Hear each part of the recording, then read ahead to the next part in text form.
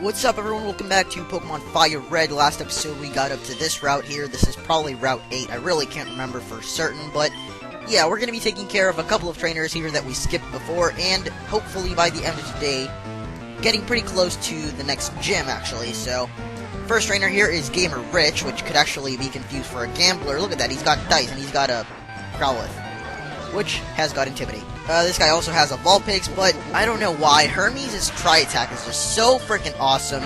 Everything is practically a one-hit KO, even though I'm only 3 levels higher. But yeah, maybe it's just he has high attack or something. I really don't know about this whole calculation thing 100%, but, you know, I'm pretty sure it's just because Hermes is awesome. Yeah, Hermes evolved sometime around level 30-ish. I really can't remember for certain. You don't have to tell me. I'll go look it up really soon, actually, so don't even bother telling me.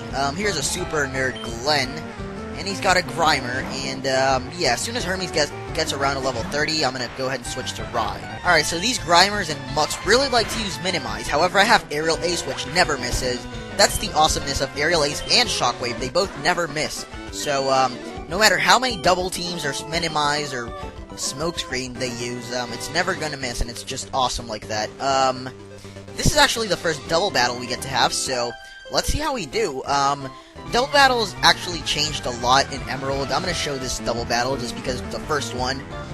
And in Pokemon Emerald, double battles actually changed a lot, because if you noticed, if two trainers are facing each other and you walk in between them, you can actually fight them both, and it's considered a double battle.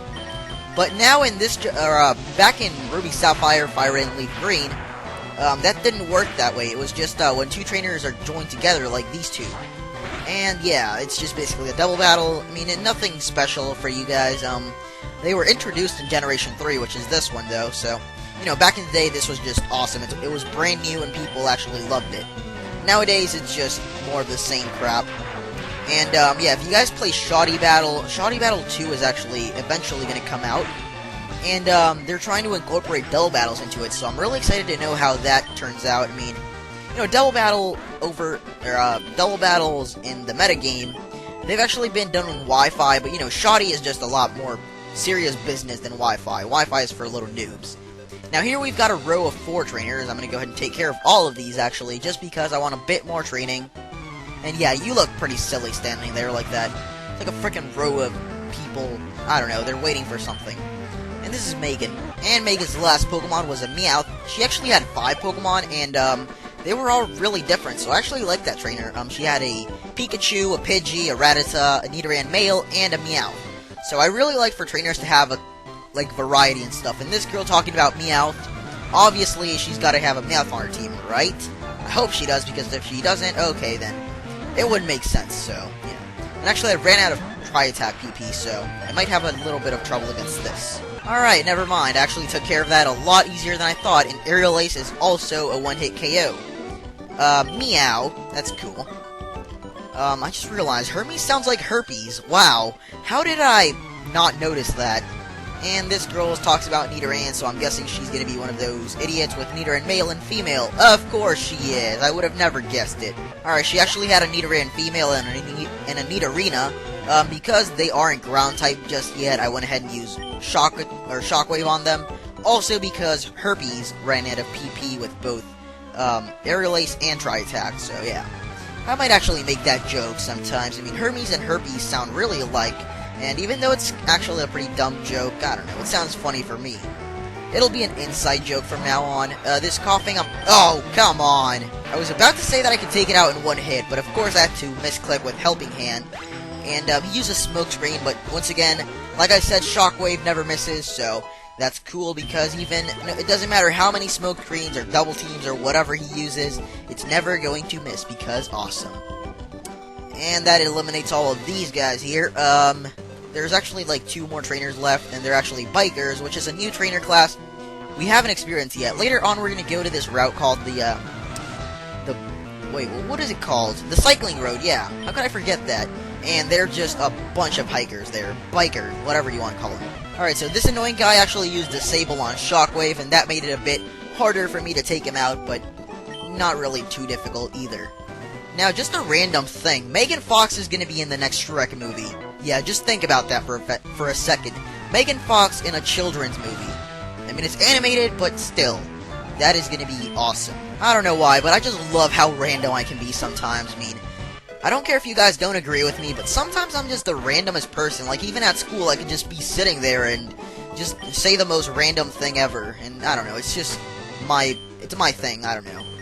But, what am I doing? Yeah, that guy had 2 coughings and a grimer, nothing out of the ordinary. As you'll notice in the cycling road, these bikers really like to use poison types. I mean, most of them have, like, Arbok, coughings, and grimers and mucks and stuff, but they'll mostly try to use that kind of thing, and I'm looking for an antidote. Why did I miss that? I have no idea, but there's only one more trainer to fight here, so let me go ahead and eliminate him. He's up here, so he's one of those collectors or Poke Nerds or something. And never mind, there's actually 2 trainers left, so first up is this guy here, and then the old guy over there, and we'll move on to Celadon. Super nerd. And there we go, he had 2 Voltorbs, a Magnemite, and one more Pokemon that I already forgot. Or, probably a coughing, I really can't remember, but nothing out of the ordinary again. I mean, Poke Nerds, I don't know why they're more towards using Voltorbs and Magnemites. As you've been noticing, all of these trainer classes really have, like, their Pokemon that they like to use. Gamblers, I really don't know. They probably use Fire-type Pokemons. Oh, never mind, Poliwag, whatever. This should go down easily with Shockwave, though. Of course, I ran out of PP, and that dude kept using Hypnosis on me, so of course, a long battle, or a short battle made long because he kept using Hypnosis. And that is the last trainer on this route. Hermes and Rai are both level 29 now. Hermes is dead though, so really who cares. Now that we're done here, we can go through another route. Once again, the guards are still thirsty. I mean, all of these guards are just thirsty at the same frickin' time. It's not even a coincidence. They're just all thirsty at exactly the same time. And wow, this is taking really long to get across. I probably could have used the bike, but really I don't care. And here we are at Route 7. That was Route 8. I got this already. And here you can only find Growlithe as the only new Pokemon here for, actually this is another exclusive. For FireRed you can find Growlithe, for Leafeon you can find Vulpix in there. So yeah, just another exclusive. I'm gonna go ahead and heal up, and, we're actually gonna be exploring a bit of Celadon because we've got a lot of time left, yeah. With video editing magic, this is actually a 10-minute and 30-second video now, but as you'll see with editing magic, it'll probably be around 5 minutes, so yeah, we're gonna go ahead and explore Celadon, just the important things that we can do for now. We want to go ahead and head into here. This is the Celadon Mansion. There's gonna be an old lady here with a Meowth. She's like a cat lady or something. And she is going to give you tea. Yes, random old people give you tea. Nothing beats thirst like tea. Now, if you've been following this, you should know that there's some thirsty guards around, so the key to victory here is just this tea. If you give the guards this tea, they'll spread it around, and basically you can get to Saffron now. That guy over there you need Surf to get to, but he teases your Pokemon the HM, or the TM for Soft-Boiled, or it's a move tutor, basically. It doesn't really give you a TM or anything. This is the game corner, however, we need a coin case, so I'm going to go ahead and get that now. And to get the coin case, you want to head down here. And this room here is actually a restaurant. None of these people are useful, actually. Only this guy here. He will give you a coin case. Yay, we got a coin case from an old man. Ew, I wonder what he's done with this. Maybe he just wastes his time gambling. If you cut this tree, you can actually get to the gym. But we'll be getting to that later on. Here's the gym. There's a crazy old guy over there looking in through the window. We'll find out why he's looking through the window soon. That's pretty much it. All of the important events here. We already got the Eevee up at the Celadon Mansion, so next up, you can actually get a lot of free coins here. You can talk to this guy for 20 free coins. If you go over here, you can get yourself 100 free coins. Around here you can find 10 more coins. I mean, there's just literally coins everywhere. I'm not kidding.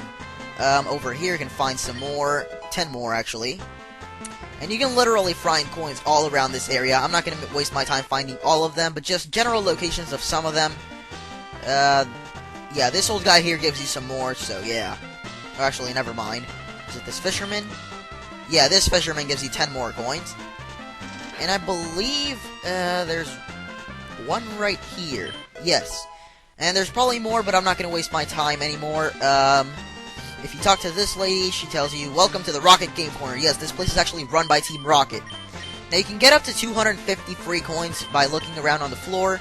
You can exchange prizes over in the other building, but what you want to do for now is just talk to this guy here. And out of nowhere, he'll just randomly battle you. So I'm going to go ahead and just battle him. Now, he had Eradicate and a Zubat, nothing out of the ordinary for Team Rocket. And after you defeated him, really nothing difficult at all. He'll just kind of be a wuss and just run away. Seriously, look at him. I better tell the boss. Yeah, like a boss. Go ahead and talk to this poster here, and you'll find a switch behind it. Next episode will be finding out what's behind those mysterious stairs. See you guys next time.